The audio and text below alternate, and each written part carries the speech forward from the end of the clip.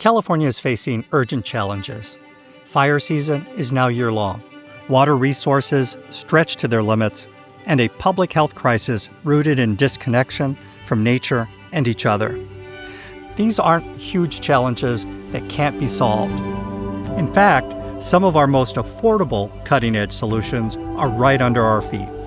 Land. The strategies we use to conserve it, steward it, and make its benefits available to everyone has a unique power to make our communities happier, healthier, more resilient, and more deeply connected. Let's visit a few places where this is already happening. In Marin County, a new future is taking root where a once struggling, privately owned golf course stretched across the landscape. We're in Marin County. It's unrecognizable since the last time I was up here when it was a golf course. So the property here in San Geronimo is very unique. The 165 acres, it's surrounded by other open space preserves, and typically valley floors are a good spot to slow the spread of fire. And ultimately, we were successful in partnering with DPL in the purchase. The clubhouse is being used to house our fire crews. The community really has embraced it. On Thursdays every week, there's a food pantry and a considerable line of cars. You see horsebackers, joggers, walkers, bikers. My family comes out and recreates. I've been out, fishing in the pond with my son. Conservation does not happen by accident. Every place you see that's protected represents a battle, represents people that put their sweat and tears into protecting that land, and then philanthropists that got behind that effort and supported it. I don't think you can be, at least I couldn't be, a healthy, happy person unless I spend time outside, unless I spend some time with nature. And I think a lot of people are like that.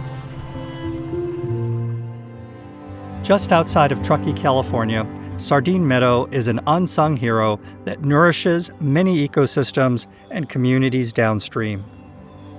You're coming out of the forest and you drop down in here and it's like, wow, what is this place? One of the biggest impacts in this part of the watershed is really tied to the mining in Virginia City in late 1800s, early 1900s. All the hill slopes around here were clear-cut.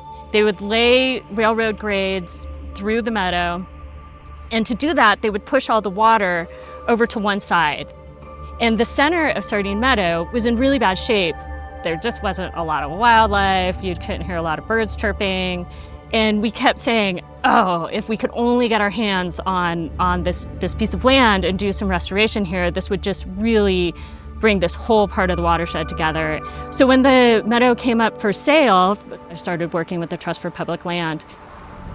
There's the actual cost of the acquisition itself. So Trust for Public Land was amazingly successful in raising money from foundations, state grants. Restoration projects like this provide a lot of benefits. Meadows are incredible fire breaks. Firefighters use the meadows to kind of get a hold of the fire. It's going to lessen the impacts of wildfire locally and, of course, downstream. Meadows are amazing at filtering out sediment and other types of pollutants, so that benefits downstream water users because they don't have to do as much treatment. Once you get the hydrology back, then the plants come in and then the wildlife follows. We're seeing fish moving all the way up here now that it's continuous with the restoration downstream. Really, what people love doing out here is bicycling. They come, they ride their bikes here, and they just say, oh my gosh, this is just so incredible and so beautiful. It's really exciting just to see it so alive. Looking far south from the Sierra Nevada, a landscape bordered by Southern California's ever-expanding cities, a remarkable transformation is underway. The Frank and Joan Randall Preserve is truly a game changer. It takes an oil field that was in production for decades and converts it to a place to protect one of the last intact stretches of coastal Southern California land, and then also to provide access to 8 million Southern Californians who live within an hour drive.